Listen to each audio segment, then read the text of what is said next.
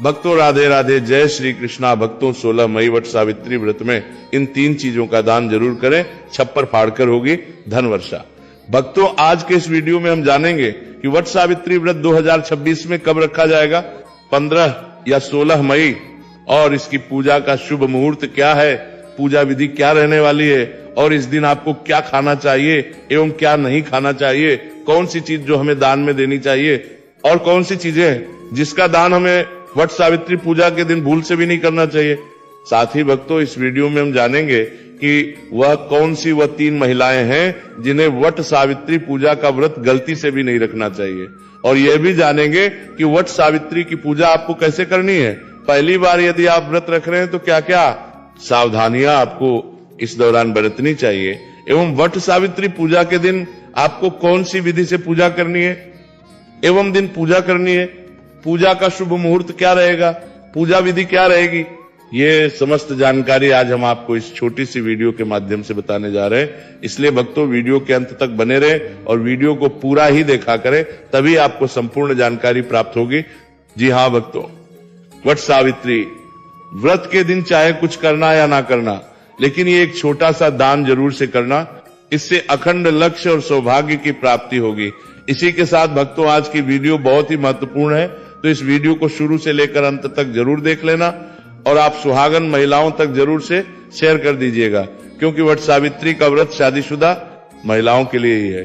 तो भक्तों चलिए वीडियो में आगे बढ़ते हैं, और उससे पहले यदि आप भी अपने जीवन में भगवान विष्णु और माता लक्ष्मी की असीम कृपा, उनका आशीर्वाद प्राप्त करना चाहते हैं तो वीडियो को लाइक करें, चैनल को सब्सक्राइब करें और कमेंट बॉक्स में अपने पति की लंबी आयु के लिए जय मां सावित्री जरूर लिख दें। तो भक्तों वट सावित्री व्रत हिंदू धर्म का एक प्रमुख त्योहार है जो कि साल में एक ही बार आता है। वट सावित्री का व्रत सुहागन महिलाएं अपने पति की लंबी उम्र एवं स्वस्थ निरोगी जीवन के लिए करती हैं।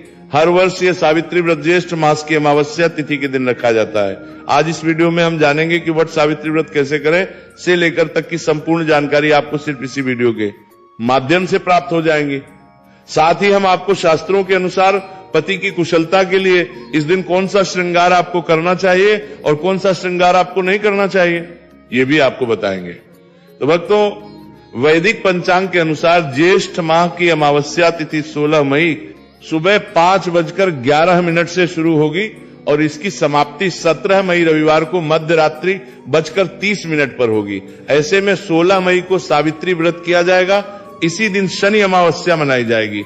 पूजा का शुभ मुहूर्त 16 मई को सुबह 7:12 से दोपहर 12:15 तक रहेगा, और इसके एक दिन पूर्व यानी कि 15 मई को हम नहाए करते हैं।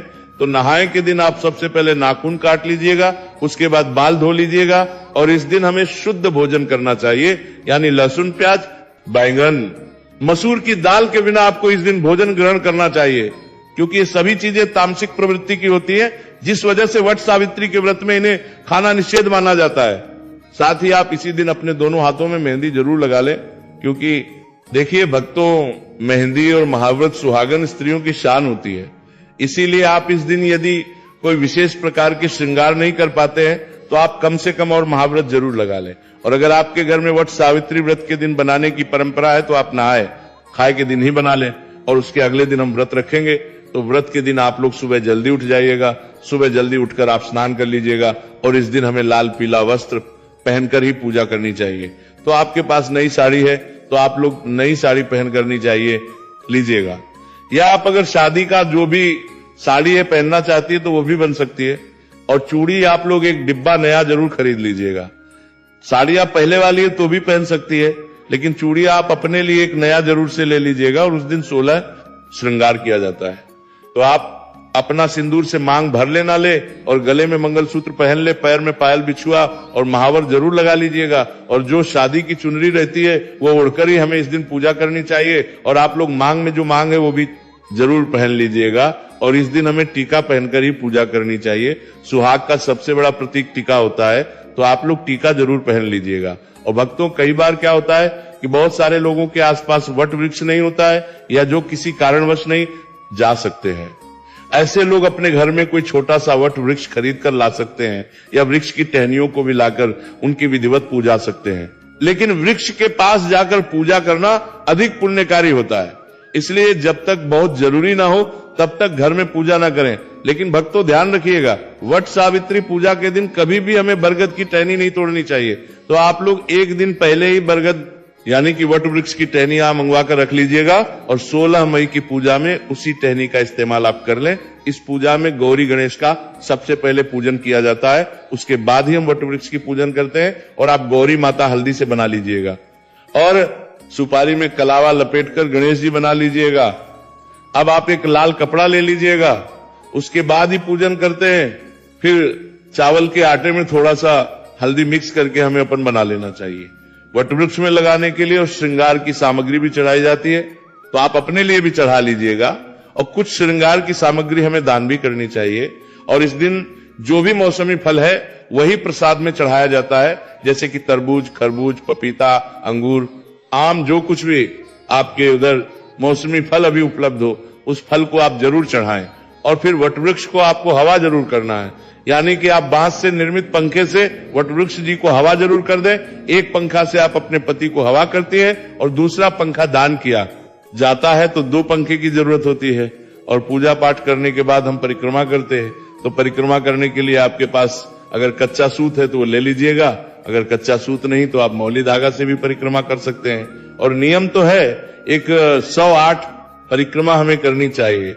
अगर 108 आप करने में सक्षम है तो 108 कीजिएगा, नहीं तो आप अपनी शक्ति अनुसार 7 या 11 या 21 या 51 बार भी परिक्रमा कर सकते हैं। और परिक्रमा करते समय आप लोग ध्यान दीजिएगा, अगर आपका धागा मान लीजिए खत्म हो जाए या फिर टूट जाए, फिर भी आपको परिक्रमा रोकना नहीं है। धागा खत्म हो जाए तो आप वही धागे को बांध के करते रहें। और परिक्रमा करने के लिए आप अपने हाथ में चना ले लीजिएगा और एक पैकेट हमें सिंदूर ले लेना है, चना गिनकर लीजिएगा, क्योंकि परिक्रमा करते समय हम भूल जाते हैं कि हम कितनी बार परिक्रमा किए हैं। इसीलिए आप लोग चना ले लीजिएगा और सिंदूर ले लीजिएगा वट वृक्ष में लगाने के लिए। और सुहाग की सामग्री हमें जरूर चढ़ाना चाहिए, तो आप सुहाग की सामग्री में चूड़ी, सिंदूर, बिंदी ये भी चढ़ा सकते हैं। और मान लीजिए 16 श्रृंगार की सामग्री चढ़ाना है तो वह भी चढ़ा सकते हैं। और कुछ ना कुछ आप लोग दान करने के लिए भी जरूर चढ़ाएगा। आपको पूजा कर लेनी है, पूजा करने के बाद इस दिन पति का पूजन भी किया जाता है। तो आप लोग जब पूजा कर लीजिएगा, घर आइएगा, उसके बाद आप सभी पति का पूजन कीजिएगा। सबसे पहले पति के जल से पैर धोए जाते हैं, उसके बाद हम पंखे से हवा करते हैं, टीका लगाते हैं और उनके हाथ में कलावा बांधते हैं। और जो भोग प्रसाद हम लाते हैं वो हम पति को खिलाते हैं। तो पति पूजन हमें जरूर करना चाहिए। और पति पूजन करने के बाद अभी आप चाहे जो शरबत ये ले सकते हैं। देखिए भक्तों, इस व्रत में सिर्फ नमक नहीं खाया जाता है, आप मीठा भोजन कर सकते हैं। तो आप लोग पूजा करने के बाद जो कुछ भी खाना चाहते हैं वो खा सकते हैं। और शाम में सूर्यास्त होने से पहले ही आप मीठा भोजन कर लीजिएगा। सूर्यास्त होने के बाद हमें कुछ भी नहीं खाना चाहिए। और व्रत का पारण हम अगले दिन करेंगे। और इस वट सावित्री व्रत 16 मई शनिवार को है और नहाए खाए 15 मई शुक्रवार को है। और व्रत का पारण हम 17 मई दिन रविवार को करेंगे। और जो महिलाएं पहली बार वट सावित्री व्रत करना चाहती है वो कर सकती है। और पूजा करने के बाद वहां पर जितनी भी सुहागन महिलाएं हैं उनके मांग में हमें सिंदूर लगा देना चाहिए। और आप लोग प्रसाद जरूर दीजिएगा भक्तों। सत्यवान सावित्री की मूर्तियां, बांस, पंखा, लाल कलावा, धूप, फल, पुष्प, रोली, सुहाग का सामान, बरगद का वृक्ष, जल से भरा कलश। शास्त्रों के अनुसार बरगद के वृक्ष के तने में भगवान विष्णु, जड़ों में ब्रह्मा और शाखों में भगवान शिव का वास है। इस वृक्ष में कई सारी शाखाएं नीचे की ओर रहती हैं, जिन्हें देवी सावित्री का रूप माना जाता है।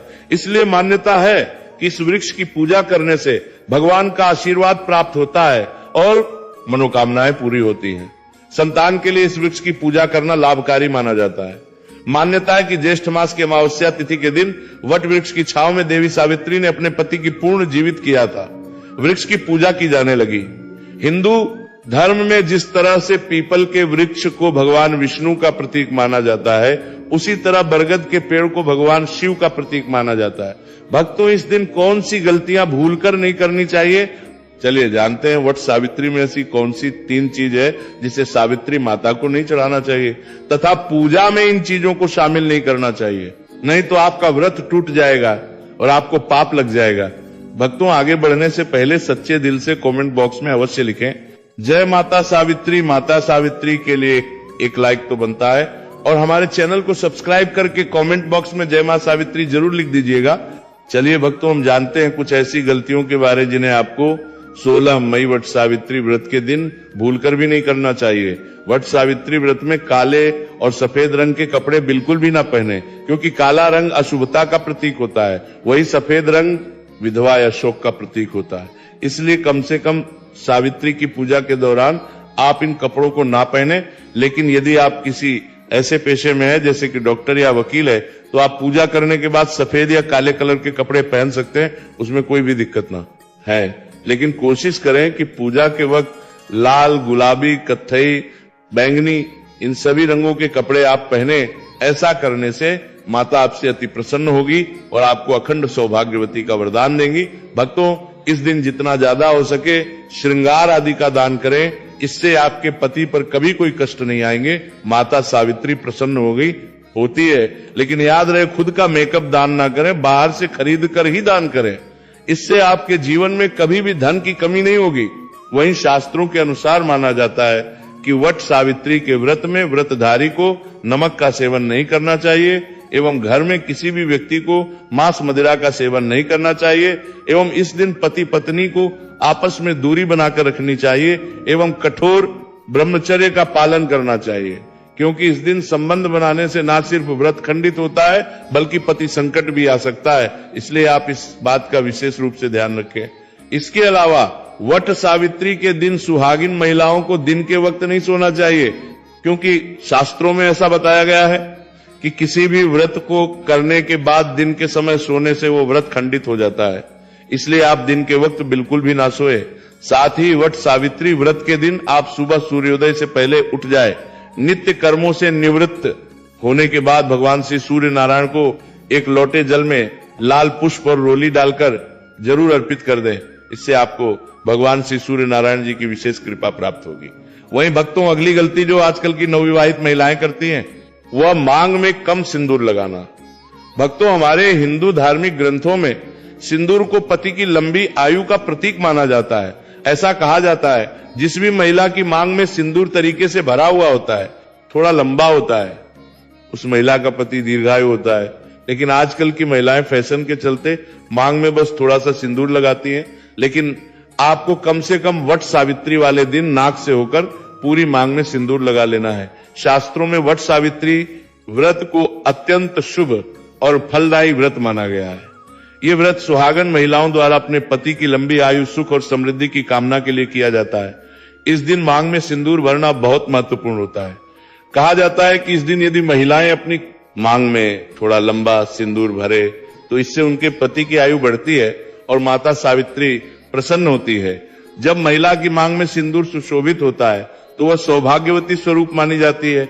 खासकर वट सावित्री और करवा चौथ जैसे व्रतों में सिंदूर को विशेष स्थान प्राप्त है। यदि कोई महिला जानबूझकर या अज्ञानता में सिंदूर कम भरती है या इस पर ध्यान नहीं देती, तो ये व्रत की पूर्णता में बाधा बन सकता है। इसलिए मांग में सिंदूर जितना अधिक और सुसज्जित रूप से भरा जाएगा, उतना ही ये शुभ फलदायक रहेगा। वट सावित्री के दिन माता सावित्री को लाल फूल अर्पित करने का विशेष महत्व है। लाल फूल प्रेम, श्रद्धा और भक्ति का प्रतीक होता है। जब महिला सच्चे भाव से लाल फूल अर्पित करती है, तो इससे उसके जीवन में प्रेम, सामंजस्य और समृद्धि बनी रहती है। माता सावित्री को लाल रंग प्रिय है और ये उन्हें प्रसन्न करता है। इस दिन घर में मीठे पकवान, गुलगुले अवश्य बनाए जाने चाहिए और उन्हें पहले माता को भोग लगाकर फिर प्रसाद रूप में ग्रहण करना चाहिए। ये परंपरा न केवल धार्मिक आस्था का प्रतीक है, बल्कि घर में सकारात्मक ऊर्जा और सुख समृद्धि का प्रवेश भी कराती है। आज के समय में कई महिलाएं सावित्री के दिन इसे एक सामान्य व्रत समझकर ब्यूटी पार्लर चली जाती है और बाल कटवा लेती है। ये बहुत बड़ी भूल मानी जाती है। शास्त्रों में इसे घोर पाप कहा गया है। बाल कटवाने से माता सावित्री रुष्ट हो जाती है और इससे पति के जीवन पर संकट आ सकता है। करवा चौथ और वट सावित्री जैसे व्रतों में बालों को कटवाना अशुभ माना गया है। ये व्रत पति की दीर्घायु और अखंड सौभाग्य के लिए होता है और इस दिन अर्पित की जाने वाली किसी भी वस्तु की और पवित्रता का ध्यान रखना आवश्यक है। कोई भी टूटी फूटी वस्तु, चाहे वो फूल हो, थाली हो या पूजा की अन्य सामग्री अर्पण योग्य नहीं होती। चूड़ियों का विशेष महत्व होता है और व्रत के दिन सफेद, नीली या काली चूड़ियां पहनने से बचना चाहिए। टूटी हुई चूड़ियां तो बिल्कुल भी नहीं पहननी चाहिए। मंगलसूत्र सुहाग का प्रतीक है, इसलिए वट सावित्री के दिन इसे गले में अवश्य धारण करना चाहिए। यदि कोई महिला इस दिन सूत्र नहीं पहनती है तो उसका व्रत अधूरा माना जाता है। शास्त्रों में कुछ ऐसी स्थितियों का उल्लेख है जब महिलाओं को यह व्रत नहीं करना चाहिए। सबसे पहली स्थिति जिसमें व्रत नहीं रखना चाहिए वो गर्भवती महिलाओं की होती है। हालांकि शास्त्र गर्भवती महिला को व्रत करने से मना नहीं करते, लेकिन यदि महिला कमजोर हो या उसकी तबीयत ठीक ना हो तो यह व्रत उसके और गर्भस्थ शिशु के लिए हानिकारक हो सकता है। इसी के साथ आजकल अक्सर एक दूसरे के गहने पहन लेती है, लेकिन इस दिन अपनी चूड़ियां भी छुए। मंगलसूत्र, सिंदूर जैसी चीजें किसी और को देना वर्जित है। इससे पति के जीवन पर संकट आ सकता है। व्रत के दौरान ब्रह्मचर्य का पालन करें, सात्विक भोजन करें और फलाहार करें। भूलकर भी प्याज, लहसुन या तामसिक भोजन का सेवन ना करें, क्योंकि यह व्रत की पवित्रता को खंडित करता है। यदि आपने इस व्रत को विधि से किया, नियमों का पालन किया और माता सावित्री की सच्चे मन से पूजा की, तो निश्चित रूप से माता का आशीर्वाद आपके पति और परिवार पर बना रहेगा। इस बार वट सावित्री व्रत के दिन शनिश्चरी अमावस्या है, जिसमें स्नान और दान का बहुत फल मिलता है। ये अमावस्या स्नान, दान और श्राद्ध की अमावस्या कही जाती है, इसलिए ये तिथि न सिर्फ महिलाओं के लिए बल्कि पुरुषों के लिए भी खास है। इस व्रत में स्नान, वदान आदि का अक्षय फल मिलता है। इस दिन पवित्र नदियों में स्नान करके पितरों के नाम से तर्पण करना चाहिए। ऐसा कहा जाता है कि इससे पितरों का आशीर्वाद मिलता है। ज्येष्ठ माह सुहागिन महिलाओं के लिए अधिक महत्वपूर्ण होता है। इसका कारण है वट सावित्री व्रत। दरअसल ज्येष्ठ मास की अमावस्या तिथि पर वट सावित्री का पर्व मनाया जाता है। इस दिन महिलाएं पति की लंबी उम्र व तरक्की के लिए निर्जला व्रत रखती है। मान्यता है कि इस दिन सावित्री ने यमराज से पति सत्यवान के प्राण वापस ले लिए थे। इस पर्व में मुख्य रूप से वटवृक्ष की पूजा की जाती है। कहा जाता है कि इस पेड़ में ब्रह्मा, विष्णु और शिव जी का वास होता है, इसलिए इसकी उपासना करने से तीनों देवताओं का आशीर्वाद प्राप्त होता है। चलिए भक्तों, अब हम आपको सुनाते हैं वट सावित्री व्रत कथा। वट सावित्री व्रत कथा के अनुसार सावित्री राजर्षि अश्वपति की संतान थी। उन्होंने सत्यवान को अपने पति रूप में चुना, जो वन के राजा दमकसेन के पुत्र थे। नारद जी ने उन्हें बताया कि सत्यवान का जीवन अल्पकालिक है, फिर भी सावित्री ने अपने निर्णय में कोई परिवर्तन नहीं किया। उन्होंने सत्यवान से विवाह किया और अपने परिवार की सेवा हेतु वन में निवास करने लगी। एक दिन जब सत्यवान लकड़ी काटने जंगल में गया तो वो वहीं गिर पड़ा। ये देखकर यमराज सत्यवान की आत्मा लेने आए। सावित्री जानती थी, क्योंकि वो 3 दिन का उपवास कर रही थी। उन्होंने यमराज से सत्यवान की जान न लेने की प्रार्थना की, लेकिन यमराज नहीं माने। सावित्री ने उनका पीछा करना शुरू कर दिया। यमराज के कई बार मना करने के बावजूद सावित्री पीछे हटने को तैयार नहीं हुई। सावित्री के बलिदान से प्रसन्न होकर यमराज ने कहा कि वो उनसे 3 वरदान मांग सकती है। सावित्री ने पहले वरदान में सत्यवान के अंधे माता पिता के लिए दृष्टि की रोशनी मांगी। दूसरे वरदान में उसने सत्यवान के अंधे माता पिता खोया हुआ राज्य मांगा। अंतिम वरदान में सावित्री ने यमराज से 100 पुत्रों का आशीर्वाद प्राप्त करने की प्रार्थना की। यमराज ने उसे ये 3 इच्छाएं प्रदान की और तुरंत ही समझ गए कि अब सत्यवान को अपने साथ ले जाना संभव नहीं है। यमराज ने सावित्री को अखंड सौभाग्यवती होने का आशीर्वाद दिया। उस समय सावित्री एक बरगद के पेड़ के नीचे सत्यवान के साथ बैठी हुई थी, इसलिए इस दिन महिलाएं बरगद के पेड़ के चारों ओर धागा लपेटकर पूजा करती है। बरगद के पेड़ की पूजा किए बिना यह व्रत पूरा नहीं माना जाता है। तो भक्तों, अगर आपको ये जानकारी